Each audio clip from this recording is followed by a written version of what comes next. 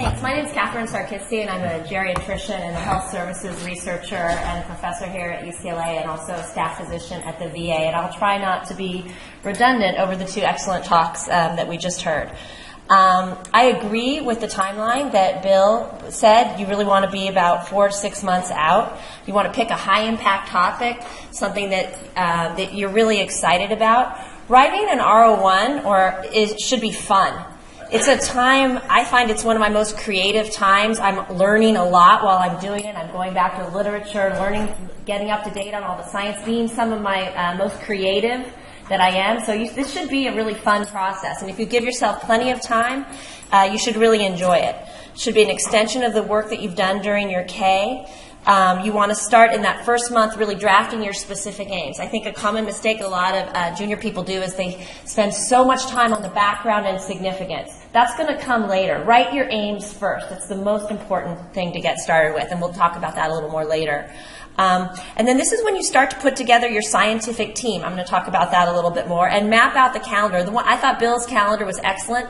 The one thing that I would really add is that meet with your administrative team and then also meet with your personal life team to figure out what else is going on in your life. Maybe you're going to have a family vacation that's 4 weeks before the grant deadline. That's not undoable, but you just need to plan around that and work around that.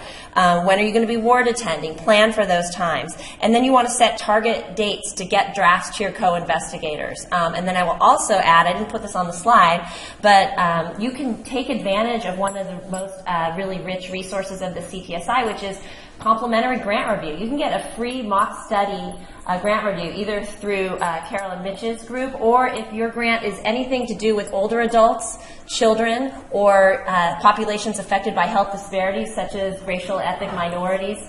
You can get a free mock study section, and actually we have flyers that are not in your packet, but I'll hand them out and pass them around. I'll take one of those. But again, the trick is you have to do it with enough time that you can incorporate. So about 6 weeks before would be when you would want to get, it doesn't have to be perfectly polished draft, but a good draft, so you can really take advantage of the feedback. What we have found in our study sections is the new investigators who come and do the mock study sections too late, to about 25% of the time, the recommendation of the study section is to wait a cycle. So it's really to your advantage to give plenty of time for those.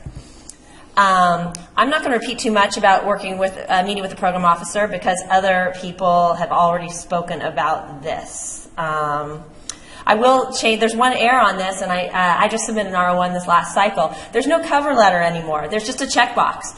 But it's really important. You can request the study section, and you can request the institute. So working with your program officer to figure out which checkbox to check is very important. Then this is I think one of the big transitions from K to an R, and hopefully this has been something that's been going on throughout the period that you've been working on your K.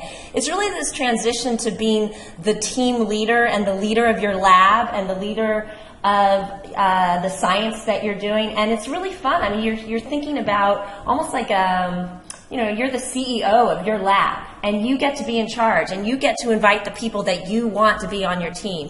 And I personally really like interdisciplinary work, and I know NIH is looking more and more favorably on interdisciplinary work. We're really lucky to work at UCLA that with an up campus, a lot of scientific medical centers don't have that. I would say don't be shy about calling people with really different backgrounds and inviting them. And again, you don't have to be limited to UCLA, of course, with the way we have communication now, but think about who you want to work with a couple of caveats. Every team member needs to have a unique or a complementary contribution. If you're going to have 3 economists on your grant, you better say specifically what each role that person is going to be doing, because the reviewers will be very suspicious of redundancy in your team. And consider linking with the strengths of your institution. So that's UCLA. We're really lucky to be at one of the major research institutions at NIH. So link with the strengths. For example, CTSI. It's going to make your grant look better if you are budgeting in for the DOMSTAT score, for example, or other resources, other data collection resources here at UCLA through the CTSI, through the other centers. If you're doing you know, research in cancer. Maybe you want to look into one of the cancer centers that we have at UCLA and link, because it's going to look like this grant is going to get more, they're going to get more for their buck, because they know that they're not just funding your grant, but they're linking you with this other center at UCLA that's already funded and already has a national profile. It's going to help you, especially as a new investigator. So it'll be attractive for viewers, and it'll be good for you to expand your network. And again, this should be fun. So if you're going to have any subcontracts, you know, with RAND or with other institutions, be sure to allow extra time for all the paperwork to go through. Have a balance of seniority levels. I made this mistake on my first R01. I was so lucky to have like 4 really senior, really famous, amazing people, and they were great to work with. But then when it got time to crank out the papers, I really wish that I had budgeted for another mid-level person, maybe a couple junior people to really help us crank out the papers. So I strongly encourage you to think about having a balance of seniority levels. And then this is also an opportunity to think about your division needs. So you always want to be, you know, you're a member of a team in your division, and your division has to go to your department chair to meet their demands. So maybe there's someone in your division who's short, who is complementary with your grant. This might be a good time for you to, you know, if this is someone that you like working with and someone that fits well with your science, to write them into your grant. You know, what goes around comes around. Next time they write their grant, maybe they'll do that with you, and you're thinking about as you're part of a team in your division. And I already said this, but definitely choose the people. There's so many great people to work with. Put those people in your project.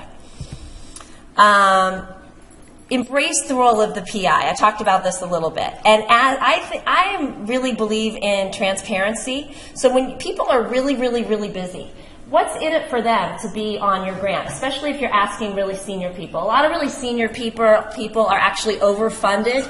They might be doing you actually a favor to have them be part of your grant rather than you be doing them a favor to bring them a little bit of funding when they're already overfunded. So be very, very specific, you know, and then more mid-level people may be more, you know, they can actually really use the funding, or junior people can really use the funding. Sometimes, even though $500,000 sounds like a ton of money, when you start putting, you know, 8 or 10 people at the NIH cap at 10% each, it's shocking how quickly you get to $500,000. I see Dr. Filler shaking his head. So sometimes you're like, ooh, can I put this person in at 5%? I can put them. Be careful, but be very specific. When I ask someone to be on my grant, I say specifically why I'm asking them. I really want to have your expertise to help us design the final evaluation tools for this part, and that will be in year 1, and then also to help us as a co-author in year 4 and 5 with these manuscripts. I estimate it would take about this much time, coming to one project team meeting every 2 weeks for the duration, or, you know, whatever it is. Be very, very specific about what you expect. Sometimes if you don't have enough budget, and especially for more junior people, you can say, you know, I can only budget you at 5 or 10%, but you would be a co-author on, you know, at least, you know, this many publications to come out of this project, and things like that. So, and you want to say specifically what percentage time you're covering them, and the issues of authorship. Oh, and also, are they going to have to travel to national meetings? Is that something? You just be very, very transparent, very specific. Start the budget very early.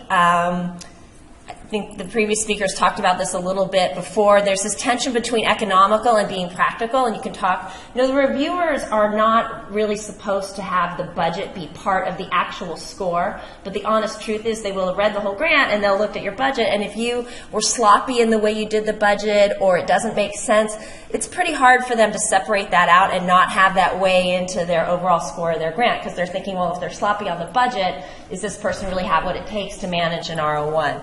So there is this tension. I'd be curious to hear what other senior faculty think. They like low-budget projects. On the other hand, you don't want to be so economical that you can't do the work. So do not under-budget, because if you do get the grant, which you hopefully will, then all of a sudden you're going to be like, oh my God, I said I would do this. How am I ever going to be able to do that? Also, a lot of grants now get across-the-board cuts, so you might want to anticipate that and just don't under-budget. The budget justification is very, very critical. This is your opportunity to show them that you are a very detail-oriented, very, very thorough person. Don't wait till the last second to do your budget justification. If there's someone in your division or on your team who can help you with that, great, but make sure this is really, really where you do not want to delegate it out. You want to be very, very detail-oriented, because that really shows that you have thought about this. You've thought about how many people you need to enroll over this period of time, and based on our preliminary data, it's going to take us this many hours of this level. You cannot provide too much detail on a budget justification. So how much investigator time can you put? You know, you're coming from a K award where you had 75% of your time. I have seen, I did this myself on my first R1, and I've seen people continue to do this, and you can talk to other people. I think you could consider asking for 35% as a new investigator. And again, you put that in your justification, because this is my first R1, and I'm going to be spending this many days a week working on this, and we can talk about that more in discussion, but I don't think you would be docked for asking for 35% as a new investigator. That being said, also, anybody who's budgeted less than 5% is a red flag to the reviewers. If you have yourself at 35% and 4 to 8 other people at 5%. 5% is so little that it's hard to hold people accountable when they're at 5%, and the reviewers are going to see that. So I would encourage you to try, unless someone's really only going to be working for a discrete period of time, like I said, just helping us on these measurements for this many months out of year 2 or something. If it's someone who you expect to come to weekly or monthly meetings, anything less than 10% I think is a red flag to reviewers. Yeah. Dina? Yeah.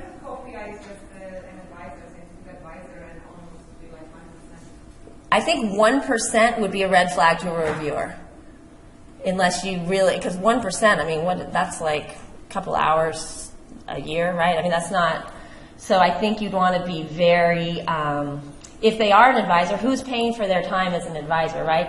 Maybe they have a UCLA FTE and that's part of their job to be an advisor, but I think you could specifically say that. But I think people, if you have 1%, it's hard to, unless say that you could just say the number of hours. Maybe they're only advising on one little part, so it's only for a few months out of the year. But if they're going to be your advisor for the duration of an R01, I think 1% would be. And we could see what the other senior faculty think. In a case like that, I would recommend that the person is not salaried, but they provide a letter saying, I'm an advisor. Okay, yeah. Well, the thing is now, letters are not, you can't really submit letters with your grants now, right? And you can't put any supplemental materials in the R01s now. So. But maybe you put that in the body of it, the grant. But, yeah.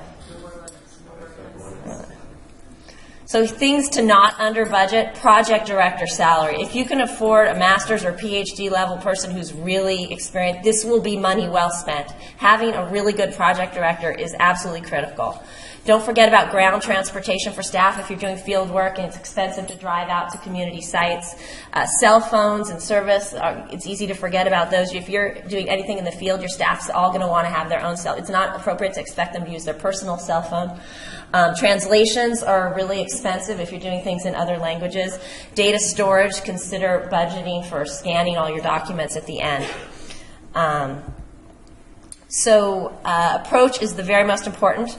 Write the approach first. Remember your audience. If you're a physician, remember you may go to a study section that has 1 or 0 physicians on the study section. So it's going to be mostly PhDs. And many of them may know absolutely nothing about your area of research. So you want to make it really easy on the reviewer. I very, very strongly agree with what Bill said. You want to walk the reviewer through your grant. You want to show them hold their hand through your grant. A lot of white space, a lot of figures, and always discuss the trade-offs. Carol said every grant has its warts. Of course, there's no perfect study design. Every study design has trade-offs. So show the reviewer that you understand that and you understand the trade-offs. In the preliminary studies, you want to talk about the findings that support your hypotheses, but really you want to show the reviewer that you have the experience to do this. So don't just say, oh, preliminary studies, we did this study. You might even put a header or a thing at the bottom. This preliminary study shows that my team can enroll this many subjects in this many period of time, or we can run the assays. We know how to run the assays. We know how to get the job done, whatever that component is of your grant. And when just to expand more on this issue of trade-offs, so for example, one of the things that comes up in a lot of the work is should we be randomizing at the individual level or using a cluster approach? And so, you can have a whole paragraph saying, the advantages of this way, of this design is this and this. The advantages of this design is this and this. But the disadvantage are this advantages. And we, bringing our team together and talking to our biostatistician, we decided that this way is preferable because and because. And then talk about how you're going to address the disadvantages of that one that you selected. So this is a style approach, whether you want to talk about these trade-offs at each distinct point when it comes up in the approach section of your grant, or if you want to do a big summary at the end about trade-offs and potential limitations and how you're going to address them. And that's a matter of style. Both are acceptable. Just make sure that you point out the weaknesses to the reviewer and how you're going to address them. Don't just think, oh, maybe they won't notice, because they're going to notice. And you can refer to the budget throughout also, so to show that it's really aligned. So, attrition can be a problem in this population, but in order to address this, we have built in a system where we are going to make extra visits to the sites or go to patients' houses if we need to, and then make sure you budget for that, because that's going to take extra staff and extra time. So make sure that your budget lines up. You can't say things that you're going to do in the grant and then not budget for the support to get that done. One thing that I've seen this more and more in grant reviews, and I like to do this myself, is use the exact language from the program announcement. Say, the stated aim of this program announcement or RFP is blah, blah, blah, blah, blah. And our grant addresses this specifically by doing this. You can even remind the reviewer of the specific review criteria and state specifically how your project addresses. So sometimes if I have space, I like to do, and I've seen this in a lot of grants or review, a summary paragraph at the end that says with bullets how we have addressed each of the review criteria. Because sometimes these reviewers who, whether they're on the plane or at home, they might even cut and paste that from your summary paragraph and put that in their review if you make it really easy for the reviewer. Pitfalls. I disagree with Bill that nobody ever reads that face page, abstract page. I think the main reviewers won't review it, but other people in the study section, that might be the only thing they read. So don't make the mistake of writing that at the last minute. That's something that you're going to want to get circulate. Don't be unjustifiably overambitious. This third bullet point is irrelevant because you're not allowed to do appendices anymore. Be sure to convince the reviewer of how feasible this study is. It's not just that you have a great idea, it's that you can get it done. Talk about benchmarks for success along the way. In year one, we're going to have accomplished this, this, and this. In year two, we're going to accomplish this, this, and this. And if we haven't accomplished it, these are our alternative plans. Also, you want to talk about how strong institutional support is here. And that's it for now. Thank you.